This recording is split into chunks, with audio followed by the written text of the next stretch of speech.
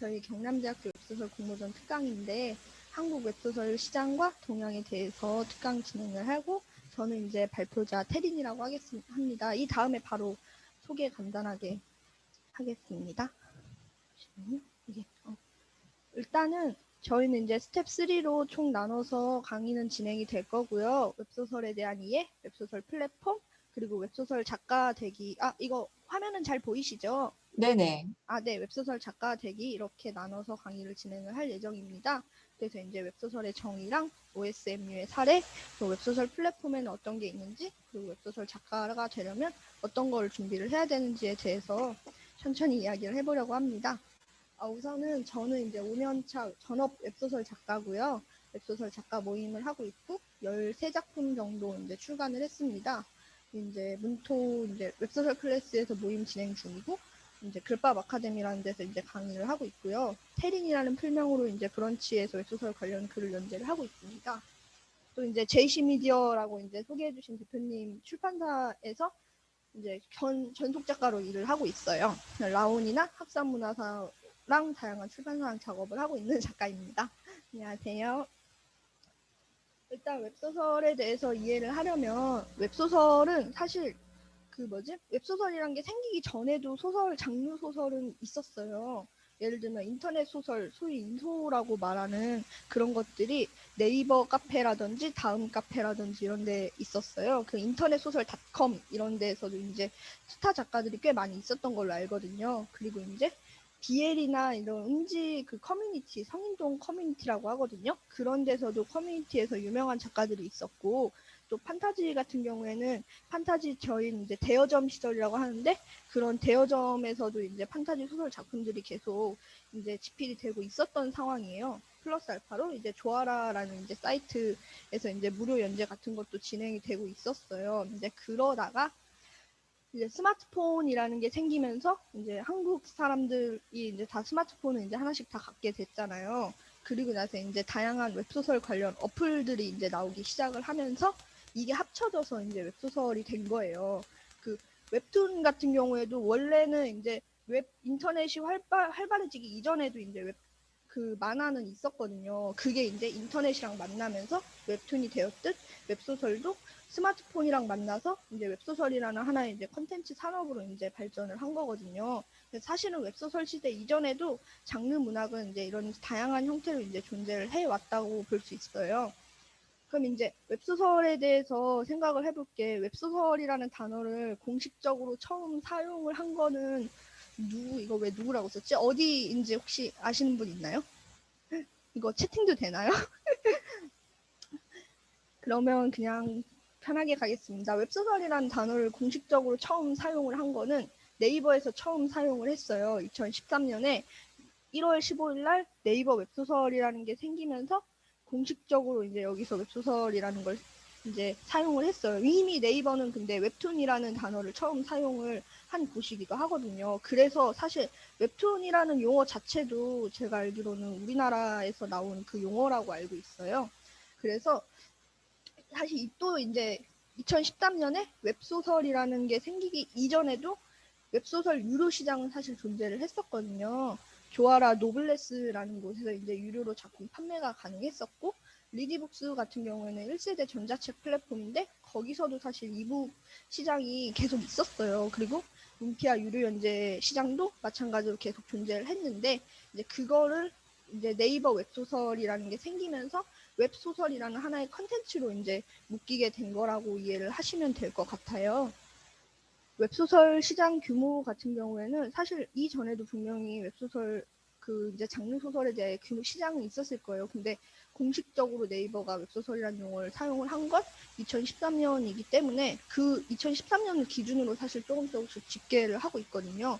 그 당시에는 이제 100억 정도의 규모에서 2017년인가가 17년, 18년도인가가 2,700억 정도 됐다고 알고 있어요. 그리고 2019년도에는 5천억까지 이제 성장을 했고요. 그 웹툰 같은 경우에는 그래도 우리나라에서는 아직 이제 조 단위를 제가 넘었다고 알고 있거든요. 그거에 비하면은 조금 아무래도 작은 시장 규모긴 하지만 그래도 이제 시장 성장세가 사실 굉장히 가파른 그 업계라고는 할 수 있어요. 그 다음에 웹소설의 이제 가장 큰 이제 장점은 원소스 멀티유즈라 그래서 하나의 소재를 서로 다른 장르에 적용하여 파급 효과를 노리는 마케팅 전략이거든요. 그러니까 웹소설이라는 1차 저작물을 가지고 이제 웹툰이라든지 웹드라마라든지 또는 오디오 드라마나 애니메이션 같은 거를 이제 제작을 할 수가 있어요. 이거는 사실 웹툰에서도 이제 가능한 건데 웹소설에서는 이게 좀 다른 이제 웹툰에 비해서는 좀 많이 활발한 그렇다고 할 수 있어요. 네, 이거는 이제 사례거든요. OSMU 사례인데 네, 전지적 독자 시점이 이제 문피아에서 이제 초대박을 치고 그다음에 이제 웹툰으로 이제 네이버에 이제 왔거든요. 그리고 나서 이제 제가 알기로는 영화화도 한다고 들었거든요. 이게 이제 웹소설에서 웹툰이 된 사례 대표적인 사례라고 할 수 있고 또 이제 보자면 김비서가 왜 그럴까 이게 이제 카카오에서 이제 드라마로 이제 대박을 친 작품이잖아요. 근데 사실 이거는 좀 웹툰이 원작인 줄 잘못 알고 계시는 분들이 되게 많더라고요. 근데 이거는 이제 웹소설이 원작이어서 웹툰을 만들고 그 다음에 이제 드라마화가 된 약간 OSMU의 뭐라지 정석 같은 루트를 밟은 작품이라고 할 수 있어요. 이거는 이제 모든 로맨스 작가님들의 꿈이기도 하죠. 그 다음에 이런 것도 있어요. 네이버에서는 최근 오디오 드라마 같은 거를 되게 많이 하거든요. 이게 로맨스에도 있고 사실 오디오 드라마 같은 경우에는 BL 쪽에도 되게 활발하게 시장이 있어요. 그 드라마 CD라고 해서 이제 이거는 이제 네이버에서 작년에 히트를 친 울어봐 빌어도 좋고라는 작품이고 이게 오디오 드라마를 해갖고 생각보다 평이 좋았다고 제가 알고 있습니다. 그리고 이거는 이제 중국 그 사례인데 중국 같은 경우에는 사실 우리나라보다 웹소설 시장이 훨씬 크고요. 그 웹소설이나 그 앱 관련해서 콘텐츠 산업이 굉장히 발달해 있어요. 그래서 이제 최근 들어서 한 1년, 2년 전부터 이제 중국 작품들이 이제 조금씩 넘어오고 있어요. 넘어오고 있는데 이제 네이버 같은데 이제 네이버 시리즈 이런 데서 중국 작품이 넘어오면서 그런 게 이제 천산다객 작가님이라든지 이런 사람들이 이제 히트를 치면서 이제 중국 작품들이 하나씩 이렇게 팔리고 있는데 이거 같은 경우에는 BL이거든요. 사실 BL인데 리디북스에서 이제 비랩이라는 출판사에서 번역을 해갖고 낸 작품인데 이게 중국에서도 엄청 히트를 쳤어요. 그래서 보면은 위쪽이 이제 애니메이션이고 그 리디북스에서 하는 라프텔이라는 데서 번역해서 또 갖고 왔거든요. 애니메이션이고 그 다음에 실사 드라마에 저건 이제 최근에 나오는 이제 오디오 드라마 이렇게까지 그 중국에서도 SMU를 활용을 해갖고 작품을 많이 이렇게 작업을 진행을 하고 있습니다. 또 뭐 여기에 게임화 같은 것도 이제 할 수 있겠죠. 이제 그렇게 진행이 되고 있습니다.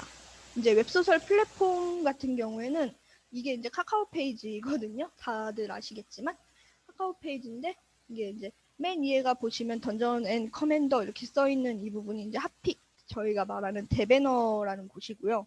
그다음에 이 밑에가 이제 독점 연재. 그러니까 카카오에서 이제 독점으로 이제 연재를 하는 작품들을 모아놓은 곳이에요. 카카오가 사실 기다리면 무료라는 프로모션으로 이제 대박을 쳐왔고 사실 업계를 다 완전 먹여 살렸다까지는 아니지만 뒤바꿔 놨다. 카카오가 왜냐면 기다리면 무료 이후로 나오는 BM 모델이 더 성공적인 사례가 없어요. 그래서 다들 네이버라든지 리디북스라든지 이런 데도 다 형태는 조금씩 다르지만 기다리면 무료를 이제 마케팅 벤치마킹 해갖고 이제 진행을 하고 있고요. 그래서 이쪽이 이제 기다리면 무료 있는 작품들이고 여기가 이제 장르 대배너 그리고 이 밑에는 이제 요일 연재 이런 식으로 카카오가 앱이 카카오 앱이 이런 식으로 구성이 되어 있어요. 전체적으로. 카카오 페이지 같은 경우에는 이제 그 2015년에 시작을 했고요. 현재는 웹소설 최대 플랫폼이에요. 이제 메인 프로모션을 아까 보신 것처럼 오리지널 이제 요일 연재, 기다리면 무료, 12시간 독점, 12시간 무료, 뭐 이제 독점 연재 이런 게 있고요. 카카오 페이지의 특징은 전연령가구 15금, 12금이 있는데 이제 보통 어린 친구들이 많이 보기 때문에 15금만 돼도 이제 매출이 많이 줄어든다고 알고 있어요. 그리고 이거는 이제 2019년까지 카카오페이 실적 추이인데 이거는 사실 근데 웹툰이랑 다른 것도 포함이 된 거기 때문에 웹소설만 이제 보기는 조금 어렵긴 해요. 그리고 카카오 페이지 같은 경우에는 처음에 이제 판타지 작품들을 장편이니까 판타지 작품들을 갖고 왔다가 조아라에서 이제 그 로맨스 판타지 작품들을 갖고 와갖고 그걸로 이제 많이 히트를 쳤던 이제 플랫폼이죠. 그래서 카카오 하면은 약간 로맨스 판타지 이런 식으로 넘어오게 되는데 그 어린 친구들이 많이 들어온 이유도 로맨스 판타지 같은 경우에는 작가도 많이 어리고 독자도 많이 어리거든요. 그러다 보니까 전체적으로 연령대가 어린 분들이 많습니다. 어리거나 아니면 아예 높거나. 이게 이제 네이버 시리즈거든요. 원래 네이버는 네이버 북스, 엠북스 막 이런 데서 이제 시작을 했다가 이제 몇 년 전에 이제 네이버 시리즈라고 공식적으로 이제 앱을 만들었어요. 그래서 이제 이쪽이 이제 네이버 시리즈 앱 구성 같은 경우엔 이쪽이 대배너 그리고 이제 여기는 무료 연재 이제 올리라고 써 있는데 저희 이제 무료 연재 시리즈에서 무연시라고 하거든요. 바로 옆에가 이제 무연시거든요. 이게 이제 판타지 원래는 로맨스 판타지도 시도를 했다가 이제 취소를 한 걸로 알아요. 근데 이 판타지 같은 경우에는 무조건 이제 로맨스 무연시에서 다 작품을 진행을 해야 돼요. 독점작 같은 경우에는. 그리고 이제 그 무연시가 10화를 런칭을 해서 40일 동안 이제 무료 연재를 하고 그 다음에 이제 넘어가서 유료 연재로 넘어가서 판타지는 보통 한 권을 무료로 풀거든요. 그래서 한 권이 25화 기준이에요. 그래서 25화만 내버려 두고 나머지는 다 유료로 돌리고 연재를 하다가 이제 이벤트가 들어가는 구조로 이제 되어 있어요. 그래서 이제 그 무연시가 아니라 이제 장르 탭으로 넘어가면 이제 독점 작품은 맨 위에 이렇게 시리즈 독점 연재라고 하고 노출이 되어 있게 되어 있어요. 그리고 이제 각 시리즈 같은 경우에는 좀 대표적인 프로모션이 이제 여기 보면 지금 읽으면 쿠키 20개 지급 이런 식으로 이제 나오는데 이게 쿠키가 제가 알기로는 10개 단위로 해서 30개까지 지급이 돼요. 그러면 한 3,000원 정도 페이백을 해준다고 보면 돼요. 근데 이거는 지금 작품이 여러 개가 들어가 있잖아요. 근데 이제 한 개만 딱 들어가 있는 경우도 있어요. 한 개만 딱 이렇게 들어가 있으면 단독 이벤트로 사실 가장 좋은 이벤트긴 하죠. 네이버, 그러니까 시리즈는 이런 식으로 구성이 되어 있어요. 사실 시리즈의 가장 큰 장점은 2차 웹툰으로 진출하기가 굉장히 용이해요. 웹툰을 보고 넘어왔다고 하는 그 독자들도 굉장히 많고요.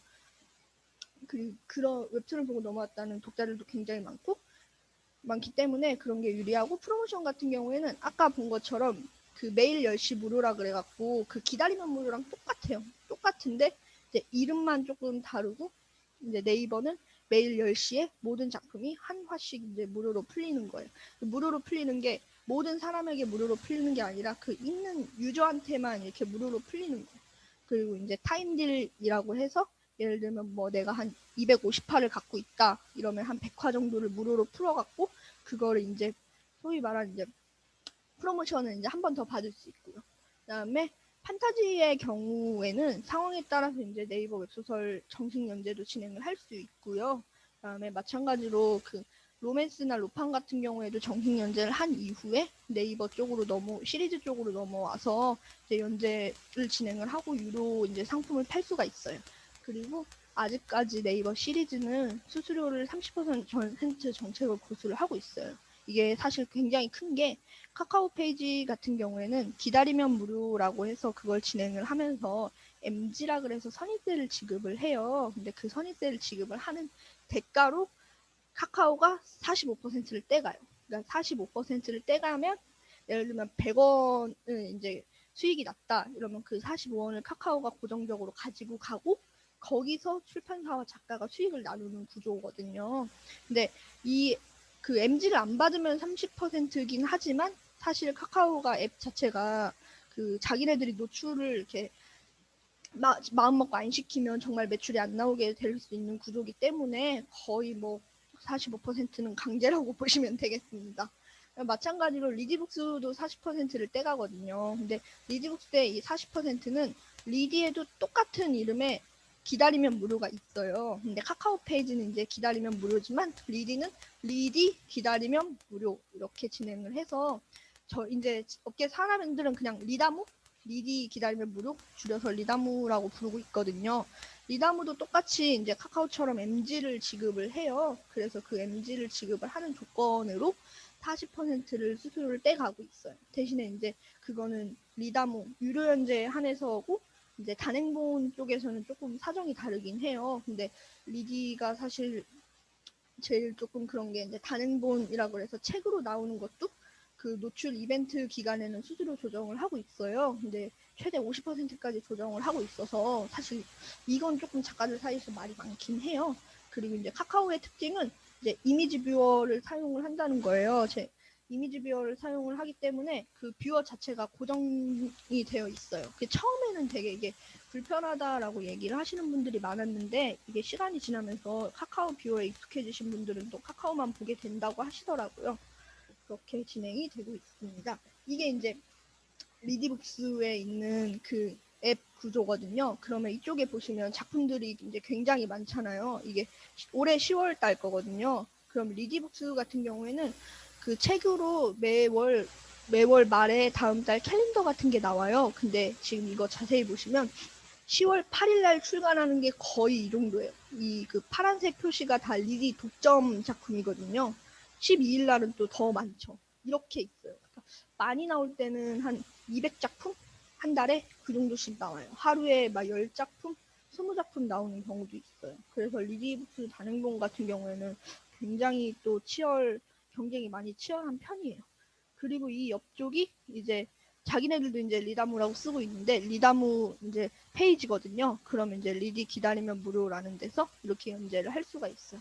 이쪽이 이제 옆으로 보시면 이게 이제 단행본 페이지인데 그 작가들이 가끔 오리발 이런 식으로 막 얘기를 많이 할 거예요. 이게 제일 최상단 어떻게 보면 대배너 같은데 이제 작품을 노출을 시켜주거든요. 그걸 이제 줄여갖고 이제 저희끼리 오리발 이렇게 부르고 있어요. 그리고 여기가 이제 오늘의 신간 여기가 한 12작품인가까지가 최대 이렇게 스크롤 넘기면 12작품인가까지가 들어갈 거예요. 근데 이렇게 보면은 12작품이 넘는 경우도 있잖아요. 그래서 이 오늘의 신간 노출을 해주는 것도 사실은 어떻게 보면 프로모션이에요. 그런 식으로 이제 리디북스는 진행이 되고 있어요. 리디북스 같은 경우에는 아까 네이버 웹소설이 2013년에 시작을 했다 그랬잖아요. 그것보다 더 이른 2008년에 이제 시작을 했고 1세대 그 전자책 플랫폼이에요. 뭐 아직 상장은 하지 않았지만 그리고 단행본이라 그래서 완결이 난 소설을 연재 작품 같은 경우는 ING 진행하고 있는 소설이잖아요. 매일매일 한 화씩 풀리고 그래서 그런데 이제 단행본 같은 경우에는 완결 작품이란 말이에요. 그 완결 작품을 이제 판매를 하는 시장은 리디북스가 거의 90% 이상 시장 독점을 하고 있다라고 보시면 돼요. 그리고 이제 이거는 리디북스의 주력 장르인데 리디북스가 이제 BL로 이제 많이 떴었던 이제 플랫폼이거든요. 그래서 이제 연재 같은 경우에는 BL이 상대적으로 파이가 크고 그 다음에 로맨스와 로맨스 판타지 순이고요. 뭐 판타지도 매출이 안 나는 건 아니고요. 주로 이제 여성향 플랫폼이라고 보시면 될 것 같아요. 그리고 단행본 아까 말한 완결까지 나오는 그 책은 BL이랑 19금 로맨스랑 거의 비중이 똑같다라고 보시면 돼요. 그래서 BL이나 로맨스를 완결을 내게 되면 거의 무조건 리디북스를 가야 된다라고 보시면 돼요. 아까 말씀드린 그 50% 수수료를 떼가도 리디북스를 갈 수밖에 없어요. 독자들이 다 리디북스에 있고 거의 단행본 시장을 리디가 독점을 하고 있기 때문에. 그래서 웹소설이 이게 출간이 되는 과정이 보통 이제 두 가지로 나뉘어요. 사이트 무료 연재를 하거나 혹은 이제 직접적으로 출판사 이메일에다 투고를 하면 돼요. 그럼 이제 출판사에서 긍정적인 답변을 보내오거나 아니면 무료 연재 성적이 좋았을 경우에 출판사가 계약을 하자 이런 식으로 얘기를 해서 계약서를 주고받고 그리고 나서 이제 계약을 하면 이제 웹소설 작업이 이제 진행이 돼요. 그렇게 작업이 진행이 되면 일러스트 작업을 하거나 아니면 단행본 같은 경우에는 디자인 표지 작업을 하는 경우도 있어요. 그럼 이제 디자인 표지나 일러스트나 외주를 맡겨야 되기 때문에 일러스트 작업을 하고 교정부열 작업을 하고 이제 출판사 내부에서 이펍이라 그래서 이제 그 앱에 보이는 그걸 프로그램을 작업을 하는 게 또 있어요. 그걸 작업을 진행을 하면서 프로모션 심사를 넣어야 돼요. 아까 말한 그 매월무라든지 기다리면 무료라든지 뭐 아니면 리다무라든지 이런 거는 그 모든 작품들이 다 들어갈 수가 없어요. 그 단행본 같은 경우에는 막 하루에 10개, 20개 이렇게 작품들이 쏟아지지만 그런 그 매열무나 이런 거는 특수한 프로모션이기 때문에 아무 작품이나 할 수가 없어서 얘네 사전에 미리 이제 프로모션 심사를 받아요. 그 프로모션 심사 기간이 보통 짧으면 한 달이면 정말 짧은 거고 길면 정말 길었을 때는 한 3개월, 4개월? 일단 기다리면 무료가 심사가 가장 길어요. 근데 어느 정도 기냐면 한 6개월 정도 걸렸는데 런칭은 내년 이런 경우도 조금 있어요. 그래서 이제 보통 다 그런 데 가고 싶어 하니까 왜냐면 MG를 이제 주는데 MG를 출판사랑 계약을 할 때는 이제 선입제를 주고 받는 경우가 있는데 그 특수한 그러니까 경력직이 되는 어느 정도 그런 작가가 아니면 출판사 선입제는 좀 금액이 낮아요. 보통 이제 100만 원, 몇백만 원 선에서 이제 진행이 돼요. 근데 이제 MG 같은 경우에는 플랫폼에서 지급을 하는 거기 때문에 금액이 좀 커요. 기본 1000단위 이런 식으로 되기 때문에 작가들이 이제 그 기다리면 무료라든지 그런 데를 이제 유료 연재를 하고 싶어 하는 이유이기도 하거든요. 또 잘 되면 더 벌 수 있으니까 그렇게 프로모션 심사를 해서 출판사랑 이제 방향을 정하는 거죠. 이제 심사가 붙었으면 유료 연재를 하고 이거 심사가 붙었으면 이제 유료 연재를 진행을 하고 만약에 여기저기 다 심사를 넣는데 다 이렇게 떨어졌어요. 그럴 경우에는 사실 차선책으로 단행본을 출간을 하기도 합니다. 근데 단행본이라 그래서 꼭 나쁜 건 아니고요. 이제 유료 연재는 유료 연재의 스타일이 있고 단행본은 단행본의 스타일이 있기 때문에 작가가 처음부터 나는 그 유료 연재보다는 단행본을 나가고 싶어요라고 얘기를 하면 이제 출판사가 진행을 할 때 단행본 쪽으로 이제 출간 진행을 하는 편입니다. 그렇게 진행이 되고요. 그 다음에 이제 웹소설 같은 경우에는 구체적으로 감이 안 오실 텐데 예를 들면 이거는 어디까지나 예시인데 2020년 7월에서 11월 초까지 이제 제가 작품을 하나를 집필을 한다고 가정을 했을 때 이건 이제 계약이 되어 있다는 가정이에요. 계약이 되어 있을 때 11월에서 12월 전까지 그러니까 11월까지는 완결을 내야 돼요. 한 3개월 정도 집필을 했죠.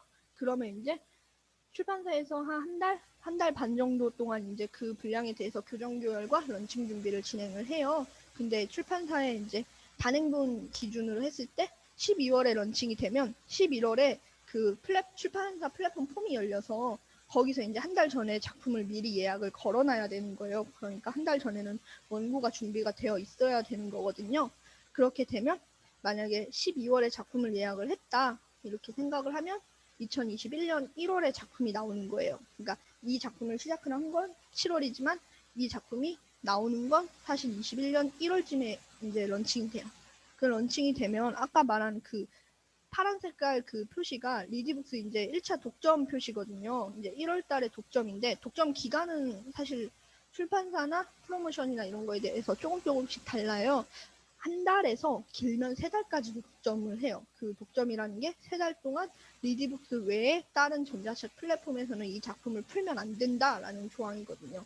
그렇게 그게 지나면 2차라 그래서 외전 독점을 걸어갖고 외전이랑 본편이랑 해서 다른 조금 더 리디북스보다는 파이가 작지만 어느 정도 매출이 나오는 플랫폼에 또 2차 독점을 걸 수가 있어요. 그러면 이 시기에는 리디북스와 예를 들면 예스24라고 하면은 예스24에만 작품이 나오는 거예요. 그러면 이제 외전까지 묶어갖고 그렇게 하고 나면 이제 다른 플랫폼에 풀리겠죠. 풀리는데 리디북스는 또 60일 정산이거든요. 그러면 이제 출판사 정산일이랑 이런 거 감안을 했을 때 내년 3월쯤이나 조금 이제 출판사마다 그 기준이 상이한데 한 내년 4월 이때쯤에 돈이 들어올 수도 있어요. 근데 내년 4월에 돈이 들어오는 거는 2021년 1월에 팔렸던 금액이 이제 내년 4월에 들어오는 거예요.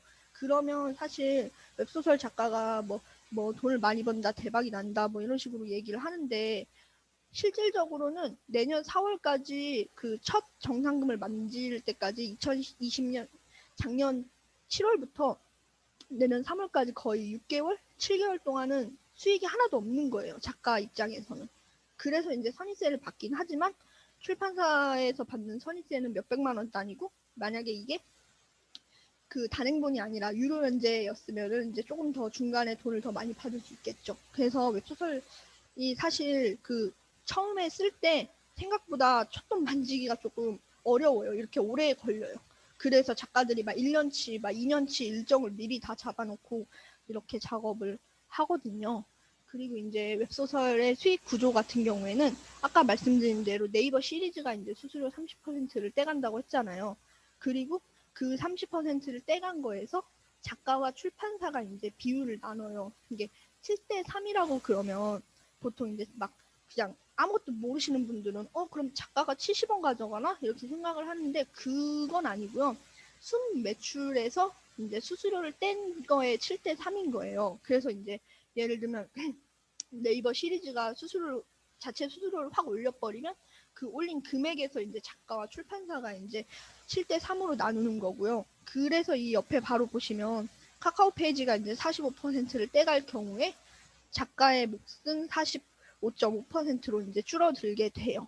그래서 플랫폼 수수료에 사실 작가가 민감한 거고, 그 다음에 이 순매출 7대 3이라는 건 사실 업계 표준이거든요. 그러니까 대부분의 출판사들이 이 금액을, 이 7대 3 계약을 선택을 하고 있는데, 이게 자리 잡은 지가 한 1년, 2년 이 정도밖에 안 됐어요. 왜냐면 판타지 쪽에서는 조금 금액이 크니까 비율을 좀 높게, 이렇게 작가한테 높게 책정이 되는데, 이제 로맨스나 뭐 다른 출판사 로맨스 판타지 이런 데에서는 이제 막 순매출 5대5 초창기에는 그랬어요. 왜냐면 작가도 아무것도 모르고 출판사 같은 경우에는 그냥 무조건 이익을 많이 얻고 싶으니까 그렇게 돼서 순매출 막 5대5 계약, 막 6대4 계약 이런 것까지도 초창기엔 좀 있었어요. 근데 지금은 정보가 많이 풀리고 작가들이랑 출판사랑 암묵적으로 그 7대3을 합의를 많이 한 편이거든요. 근데 이거는 바뀔 수 있어요. 그 이제 전속 작가나 뭐 이런 아니면 기타 계약 같은 경우에는 7.5라든지 8대2라든지 뭐 이런 계약을 할 수가 있고요. 보시다시피 이렇게 있거든요. 8대2 계약을 하기도 하고요. 그 다음에 뭐 로맨스 같은 경우에는 종이책을 또 출간을 하고 싶어 하시는 작가님들이 있거든요. 그런 종이책 출간을 해주는 조건으로 6대4 계약을 하는 경우도 있어요. 하지만 그래서 저는 6대4 계약을 하지 말라고 하시는 작가님도 있는데 저는 이제 안 된다 이런 건 아니고 6대4 계약을 할 경우에는 추가 부속 조건이 있냐 없냐를 전 이제 1차적으로 보고요. 근데 그래도 5대5 계약은 정말 작가가 가져가는 게 너무 적기 때문에 사실은 안 하는 게 좋다라고 얘기를 해요. 그리고 지금 방금 아까 보여드린 이거는 그 세금 없고 그냥 정말 표준적인 걸로 이제 보여드린 거라서 실제로는 수익이 좀 많이 상회할 수 있어요. 왜냐하면 그 플랫폼에서 돈이 들어오는 구조가 조금 독특한 경우도 있고요. 그 다음에 2021년에 구글에서 이제 이런 일반 서적이나 이런 거에 대해서 수수료를 30%를 부과를 한다라고 얘기를 해갖고 이제 했고, 그 다음에 리디북스가 원래 그 애플 쪽에서 그 구매가 안 됐던 걸로 알아요. 근데 그거 애플 쪽에서도 iOS 시작을 한다면서 출판사랑 이제 새로 계약을 맺는데 그 계약이 약간 작가랑 출판사랑 그 다음에 플랫폼이 그 iOS 수수료를 이제 부담을 하는 구조로 이제 계약을 진행을 하고 있거든요. 근데 아마 그렇게 되게 되면 구글에서 이제 수수료를 올렸을 때도 똑같이 그렇게 서로 부담을 하는 쪽으로 계약을 하게 될 가능성이 굉장히 높아서 지금보다는 조금 더 매출이, 그러니까 수익이 조금 줄어들 수 있다라고 얘기를 드릴 수 있어요. 근데 이거는 확정은 아니에요. 어쨌든 아까 말씀드린 것처럼, 그리고 리디북스 사실 리디북스밖에 없어요. 플랫폼 수수료를 최대 50%까지 가져가는 경우도 있어요. 그 다음에 2차 저작물, 아까 말씀드린 웹툰이라든지 웹드라마라든지 뭐 오디오 드라마 같은 경우에는 이제 출판사랑 플랫폼마다 너무 천차만별이기 때문에 그런 거는 협의를 해야 돼요. 그래서 아까 그 보여드린 큰 틀 안에서 보되 사실 자세한 거는 이제 본인이 작가님이 계약을 하신 후에 그 출판사와 이제 잘 보고 판단을 하셔야 돼요. 그래서 사실 웹소설 수익은 옛날처럼 막 7대 3 해서 뭐 그렇게 작가가 49원 작가가 가져간다 이렇게 몇 년 전까지는 그렇게 얘기를 해도 그게 이렇게 복잡하지 않았기 때문에 그게 통했는데 지금은 그렇게 얘기를 하면 안 되고요. 웹소설 수익 같은 경우에는 여러 가지 상황을 따져본 후에 이제 수익을 배분을 해야 해요. 그리고 이제 웹소설 이거는 작가 대기인데 웹소설 계약을 할 때 꼭 챙겨야 할 사항들이거든요. 아까 말씀드린 것처럼 비율은 7대 3이 가장 좋고요. 6대 4도 가능하지만 저는 이제 5대 5는 하지 말라고 말씀을 드리고 싶고요.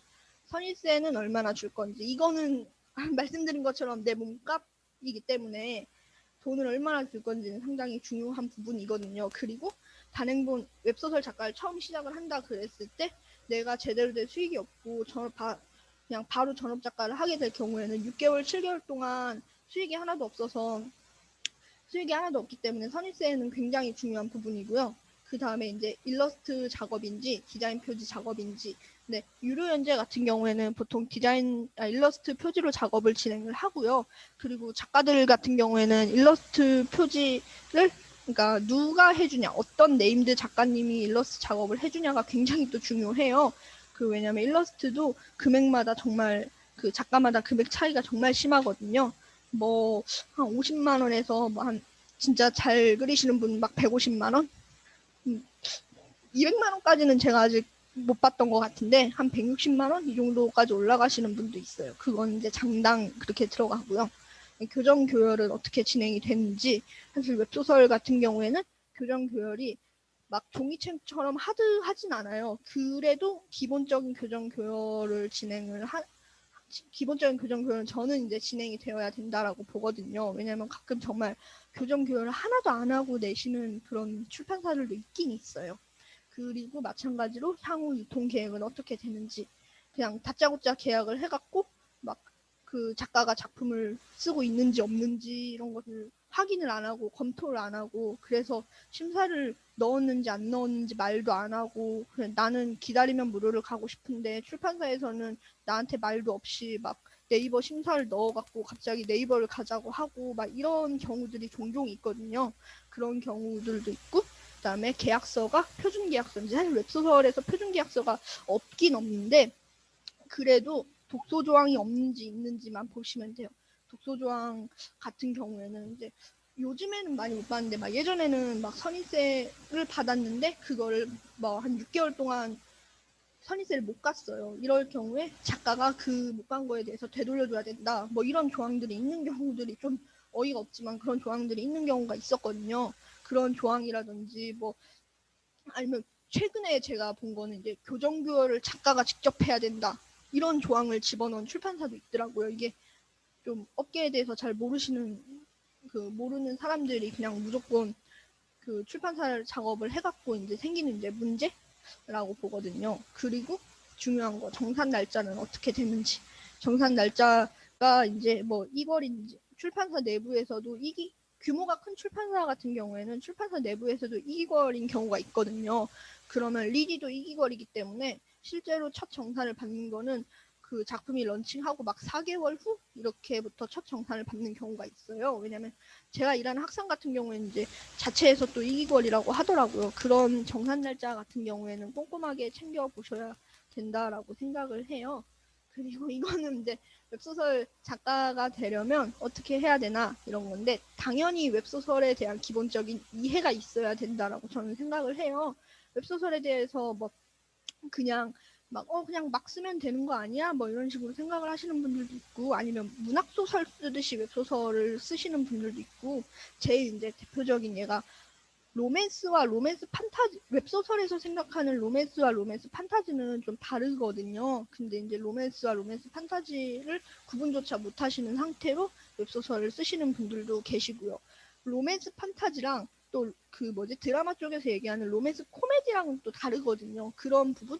그리고 웹소설에서만 있는 뭐 헌터물이라든지 뭐 성자물이라든지 이런 독특한 장르들이 있어요. 그런 대중적인 장르에 대해서 기본적으로 이해를 가지고 써야지 사실 웹소설 작가가 되기가 조금 더 유리할 것 같고요. 이제 이거는 하루에 한 편씩 쓸 수 있는 체력.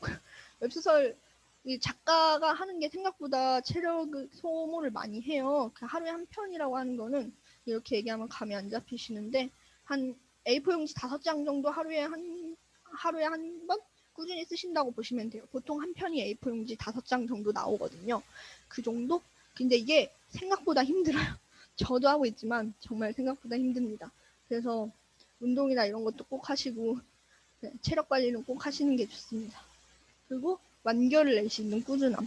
이제 여러 작가님들을 만나다 보면 앞부분 쓰시는 걸 되게 좋아해요. 앞부분 쓰는 건 저도 재밌어요. 근데 이게 뒤로 갈수록 작품이 길어지고 아니면은 막 난해해지고 약간 이런 거를 참지를 못하고 그 힘들어 하시는 작가님들이 조금 계세요. 그래서 저는 그렇게 얘기를 하거든요. 엉망진창으로 완결을 내도 좋으니 완결을 일단 내고 그 다음에 수정을 하든지 이걸 출간을 하는 게 좋다라고 얘기를 해요. 그다음에 뭐 웹소설 쓰려면 당연히 노트북으로 이제 노트북 컴퓨터 이런 걸로 작업을 많이 하시긴 하죠. 근데 요즘은 또 태블릿 PC라든지 스마트폰이나 이런 걸로도 작업을 많이 하세요. 그 다음에 웹소설 같은 경우에는 정말 가장 대중적인 그 뭐라 그래야지 저는 이제 최전선에 있는 컨텐츠라고 생각을 하거든요. 그래서 이제 웹소설을 많이 보는 것도 중요한데 웹소설이 아니더라도 다양한 문화 컨텐츠, 뭐 드라마나 게임이나 영화 같은 것을 최대한 인풋을 많이 하시는 거를 추천을 드려요. 왜냐하면 소위 말하는 게임물, 인방물 이런 것도 어떻게 보면은 20대나 30대에서 이제 그 많이 소비를 하는 유튜브나 이런 데서 그런 콘텐츠를 따와서 이제 소설로 만든 거거든요.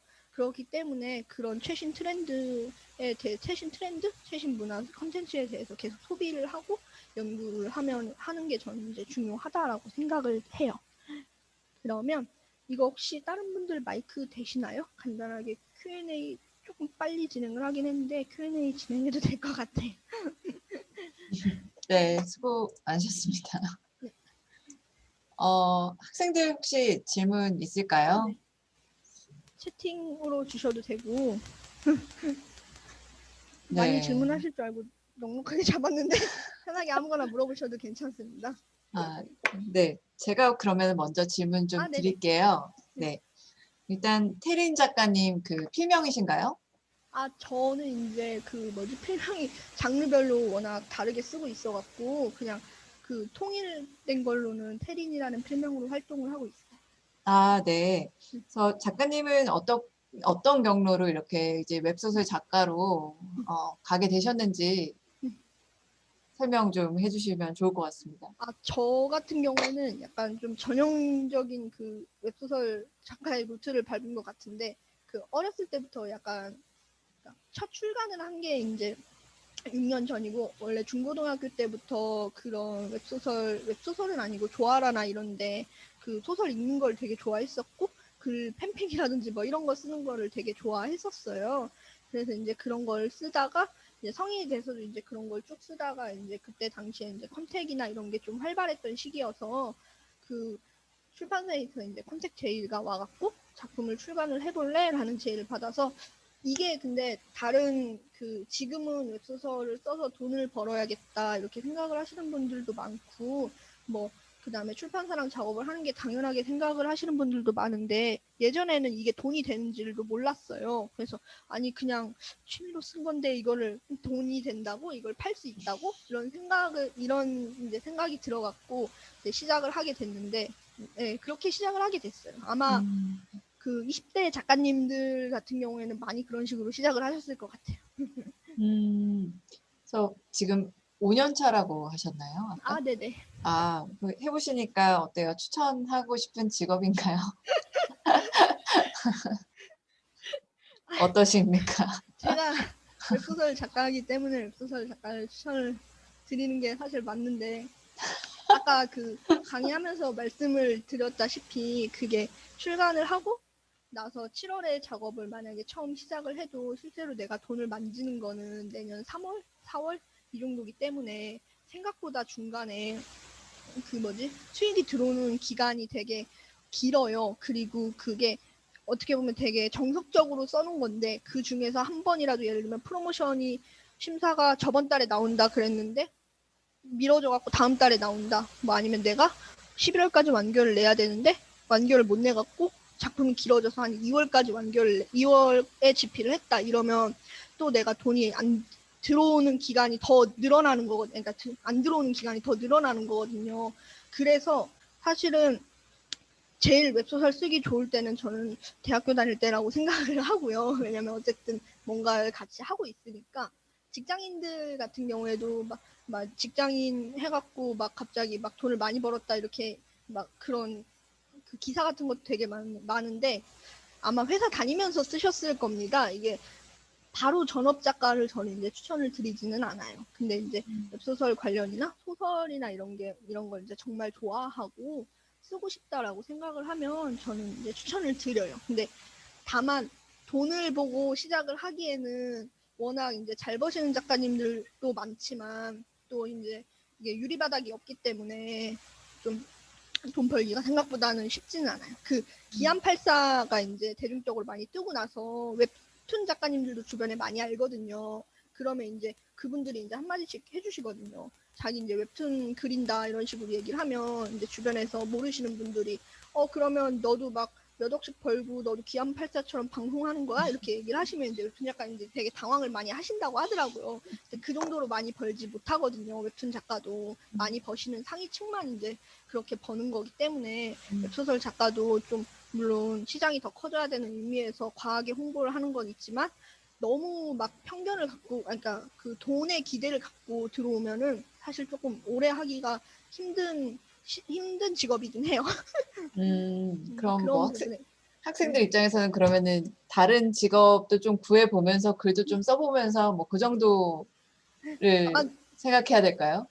그렇게 하셔도 되고 사실 이거는 내 학교 다니면서 써도 되고 저도 글 쓰면서 학교 다녀갖고 이제 그 졸업을 한 케이스라서 학교 다니면서도 저는 이제 충분히 할 수 있다라고 생각이 들거든요. 그래서 근데 하다못해 이제 아르바이트라도 어떻게 같이 하면서 하는 저도 이제 초창기에 시작을 할 때는 수익이 많이 안 나갖고 이제 알바라든지 이런 걸 같이 하면서 이제 병행을 했거든요. 그래서 이거에 너무 막 목을 메고 시작을 하기에는 조금 힘들지 않나? 그러니까 업계 그 수익 구조나 이런 거에 있어서 조금 힘든 부분도 없잖아 있어서 그 네. 막 내가 오늘부터 작가가 돼야지, 오늘부터 글을 써야지라고 생각을 해서 바로 이게 수익이 생기는 구조는 아니거든요. 그렇게 착각을 하시는 분들이 조금 계세요.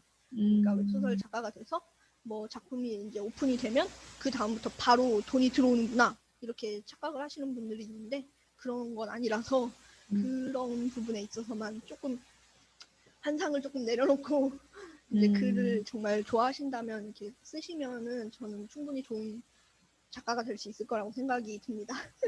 네. 저희 이제 학생들 중에 뭐 꼭 제 수업을 듣는 친구들뿐만이 아니고 뭐 웹소설이나 어쨌든 꼭 웹소설이 아니더라도 작가를 생각하는 친구들이 있어요. 네. 그 어떤 방식으로 좀 진입하는 게 제일 이제 아무런 경력이 없는 어린 친구들이 진입하기 좀 좋은 경로라고 생각하세요?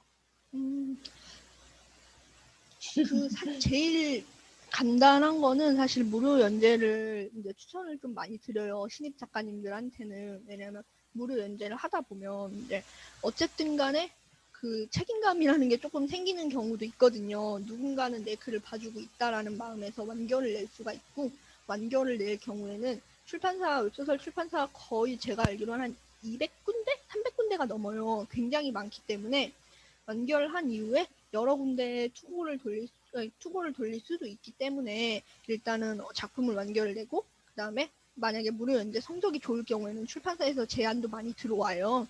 사실 그렇게 경력이 없으신 분들 같은 경우에는 그렇게 출간을 하시는 게 제일 좋아요. 무료 연재를 일단은 연재를 하셔갖고 완결을 내시는 게 가장 이제 경력이 없으신 분들한테는 가장 좋은 루트인 것 같아요.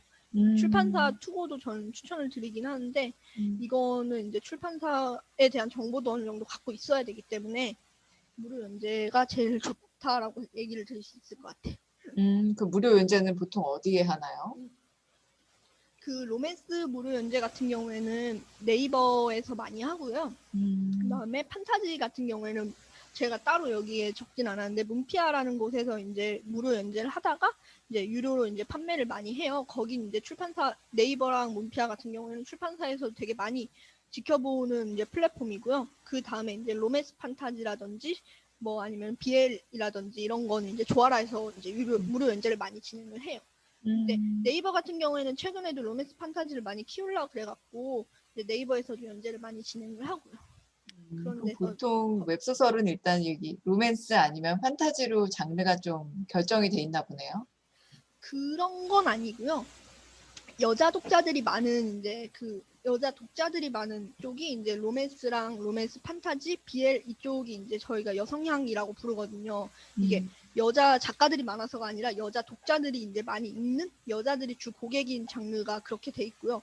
판타지, 무협, 현대 판타지 이런 쪽 같은 경우에는 주 독자층이 남자들이에요. 그래서 남자 독자들의 니즈에 맞는 이제 작품을 써야 되거든요. 예를 들면 판타지를 쓰는데 막 연애를 막 그 남자 주인공을 막 구구절절 막 꾸질꾸질하게 막 연애하고 막 이러면은 이제 남자 독자들은 싫어해갖고 안 보거든요. 그러니까 그런 남자 독자들의 취향이 맞는 소설을 쓸 건지 아니면 여자 독자들의 취향이 맞는 소설을 쓸 건지 사실 그걸 정하는 게 가장 중요하거든요. 왜냐하면 그걸로 인해서 사실 시장이 조금 양분이 되어 있다라고 보면 될 것 같아요. 그렇게. 알겠습니다. 혹시 학생들 질문 없나요? 질문해 주셔도 되는데. 편하게. 네, 원래 수업할 때도 질문이 없는 친구들이어서. 네. 마지막 질문 하나 더 드릴게요, 그러면. 네네. 네, 그 이제 제가 알기로는 오늘부터 이제 한 달 정도 그 기간 동안에 저희 학교에서 웹소설 공모전이 시작되는데요. 네. 네, 그거의 어떤 이제 스타트를 지금 이 특강으로 하고 있는 거거든요. 네. 그래서 학생들 입장에서는 이제 어떻게 보면은 뭐 공모전에 참여하는 것도 좋은 경험일 것 같기는 한데, 네. 지금 공모전이 되게 많잖아요. 뭐 네이버에서 네네. 하는 것도 있고, 네. 문피아, 조아라 막 다 하더라고요, 보니까. 네네. 네, 그래서 공모전에 참여하는 게 이제 학생들한테 뭐 작가를 꿈꾸는 학생들한테 어떤 도움이 되고, 그리고 참여할 때 뭔가 좀 도움이 될 수 있는 이야기 마무리를 해주시면 좋을 것 같습니다. 공모전 사실 저 같은 경우에 이제 워낙 그 계약이 많고 막 이러다 보니까 공모전에 대해서 잘 참여를 하지 않는 편인데 참여하시는 게 조금 좋더라고요. 일단은 공모전 같은 경우에는 이제 보통 관계자들 피드백이라든지 이런 거를 많이 받을 수 있고 공모전 있고 다 좋다라고는 말씀을 못 드리겠어요. 웹소설 공모전이 정말 되게 많은데 어느 순간부터 지자체나 이런 데서도 예전에는 그냥 소설 공모전, 문학 공모전 이런 거였으면 거기다도 갑자기 웹소설을 껴 넣더라고요. 근데 이 주제는 아무리 봐도 웹소설과는 너무 동떨어져 있는데 이런 생각이 이제 드는 주제들이 조금 있어요. 그래서 그런 데보다는 플랫폼에서 큰 대규모 플랫폼 예를 들면 뭐 하다못해 교보문고 이 정도 급에 되는 이제 플랫폼 같은 경우에는 정말 추구하는 게 웹소설 컨텐츠를 추구를 하거든요. 예를 들면 시에서 하고 막 이런 거는 웹소설이라고 써져 있는데 그 이제 주제도 웹소설이랑 동떨어져 있고 그거를 이제 검토를 하는 이제 심사위원도 웹소설 전문가가 아니다 보니까 거의 이제 문학 작품 쪽이라고 보시면 될 것 같아요. 그래서 이제 네이버라든지 카카오라든지 이런 대규모 플랫폼에서 이제 웹소설 공모전을 진행을 해보는 것도 나쁘지 않고요. 웹소설 공모전용 원고를 준비를 했다가 나중에 그게 공모전이 떨어졌다고 해서 막 실망하거나 이러진 마시고 그 보통 공모전 분량이 그 출판사 투고 분량이랑 비슷한 경우가 굉장히 많아요. 시놉시스도 요구를 하고 그래서 다른 기성 작가들도 공모전에 심사를 넣었다가 그 공모전이 만약에 떨어졌다 이러면은 그 원고를 그대로 들고 출판사에 이렇게 투고를 많이 돌리는 경우들이 많아요. 그래서 공모전 떨어졌다고 해서 그 원고 버리지 마시고 다른 출판사나 뭐 아니면 무료 연재로 많이 올려놓는 것도 저는 괜찮다라고 생각을 해요. 실제로 출판사에서도 공모전 무슨 대형 공모전이 끝났다 이러면은 투고 들어올 준비를 기다리거나 아니면 이제 그 다음부터 이제 무료 연재 사이트를 엄청 많이 봐요. 왜냐면 공모전 떨어진 작품들이 막 엄청 많이 올라오니까 그 중에서도 또 잘된 작품들이나 이렇게 계약을 맺는 경우도 있으니까 공모전을 너무 막 많이 떨어졌다 해서 막 실망하시거나 이럴 필요는 없다라고 보거든요. 이제 카카오 공모전 붙으신 분들 같은 경우에 가끔 이제 얘기를 들어보면 그 얘기 하세요. 웹소설 공모전은 정말 자기가 붙었지만 왜 붙었는지 모르겠고 종이 한 장의 차이라고 얘기를 하시더라고요. 자기보다 더 잘 파시는 작가님들도 떨어졌는데 왜 붙었는지 모르겠다 이런 식으로 얘기를 하시니까 공모전 자체에 근데 너무 막 의의를 두실 필요는 없어요. 그 공모전은 그냥 한 번 정도 한두 번? 이 정도 경험 삼아 해보는 거라고 생각을 하시면 될 것 같아요. 공모전을 한다고 해서 그 다음에 이제 웹소설 같은 경우에 단건 계약이 많기 때문에 공모전에 당선이 됐다고 해서 이 출판사가 내 다음 작품을 보장을 해주냐 아니면 뭐 다른 출판사에서 그런 걸 뭐 크게 인정을 해주냐 그런 건 사실 없거든요. 냉정하게 출판사는 정말 작품만을 보기 때문에 예를 들면 뭐 전작이 내가 뭐 한 50만 원을 팔았다 그래도 그 다음 작품이 정말 재밌어요. 이러면 그 뭐 전작이 망했건 어쨌건 이런 거는 거의 신경을 안 써요. 출판사는 정말 작품만 봐요. 그러니까 그 뭐 공모전 많이 떨어졌다라든지 뭐 아니면 뭐 내가 전 작품이나 이런 걸 막 망해서 이제 차기작을 못 쓸 것 같다 뭐 이런 걱정은 안 하셔도 될 것 같습니다. 음, 한 네, 번 정도는 해보시면 재밌어요. 그 음, 기다리는 맛도 있고. 음, 네, 감사합니다. 혹시 학생들 마지막으로 질문 있는지 한 번 더 물어보고요. 그러니까 없나요? 편하게 물어보셔도. 아, 네, 없는 것 같네요. 네, 아, 그럼 오늘 특강 감사드리고요. 네네. 네네, 이렇게 오늘 일단 특강을 마무리하도록 하겠습니다. 아, 네, 감사합니다. 네, 감사합니다. 네.